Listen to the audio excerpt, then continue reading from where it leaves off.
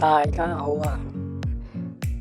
呢個禮拜係長週末，所以幾餐都出咗去食嘢。咁今日就嚟到呢間餐廳，名就唔講啦，我都唔中意講名嘅。咁樣呢，就叫咗幾個餐啦。由第一個嚟嘅就係例湯，咁起碼見到隻雞腳。叫咗肉醬意粉，肉醬意粉望落去就 OK， 但係嗰啲肉醬就係擺喺頂呢就好薄嘅，好薄，所以呢就唔係話特別夠餸啦，但係就 OK 嘅，上面有啲芝士啊焗埋咁樣，都幾靚。咁大家睇下，你睇下你中唔中意睇食啦？睇落去好靚，幾熱，夠熱啦。另外新出嘅呢，就叫做欖菜豬扒飯，咁樣嚟到個樣呢，好似你屋企炒咁樣，味道都係我屋企炒一樣，所以你可以不試。杯奶茶就幾濃郁，幾好飲。最可取嘅地方就係奶茶。咁呢間你有興趣你可以問我乜嘢嘅，我喺呢度就唔講啦。以下我就你 send 俾我，我就會話俾你聽。呢個就係價錢啦。咁夜晚黑就去咗呢間度食越南嘢。咁我去過好多次噶啦，呢間一路都冇拍，但係今次就拍俾大家睇下啦。越南粉就幾靚，又好味，價錢又相宜。除咗越南粉之外呢，今次仲叫咗個米卷，就蝦嘅，個皮就覺得厚一啲，可以不試。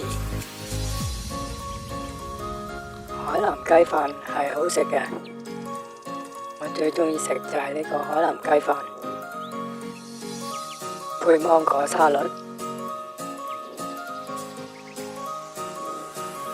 跟住第日嘅晏晝就去呢間越南包度買5蚊一個嘅越南包，有2款，咁喺屋企附近，咁就去試下啦。個 size 都唔錯，好平，好食。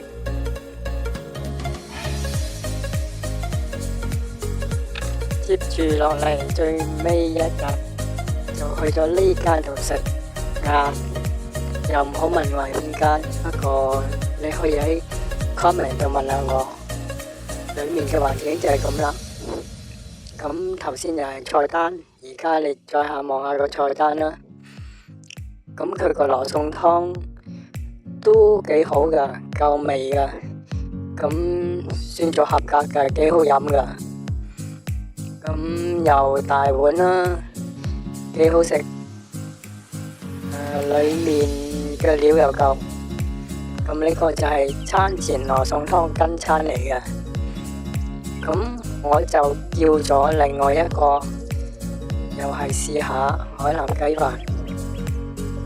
咁呢個就唔得啦，啲飯又冇乜香味，又冇黑色嘅黑油，淨係啲薑葱同埋啲雞醬。咁啲雞就好黃啊，係用黃薑粉醃過嘅。咁一睇就睇得出，因為面頭係黃色，但係裏面啲肉就唔係，就係見到一層黃嘅。啲飯都係用黃薑粉醃過，冇乜味道。咁啲雞就鞋啲，唔係咁滑，所以呢味嘢都唔係特別好食㗎。呢間嘅海南雞飯。比起頭先嗰間海南雞飯就差得好遠啦。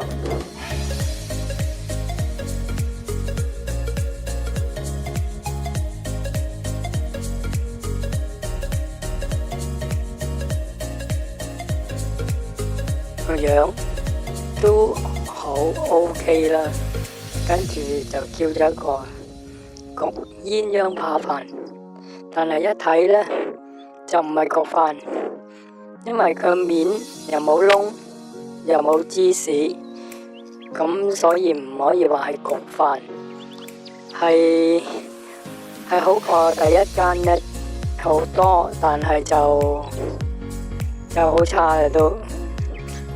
咁又唔係話好差得好緊要，但係都係唔係我想象中嘅焗飯，係燴飯。個汁係酸咗啲咁多。咁呢個奶茶 OK， 如果落多少少奶呢，就更加好啦。但係 overall 嚟講，呢個奶茶都合格。食物海南雞飯唔掂。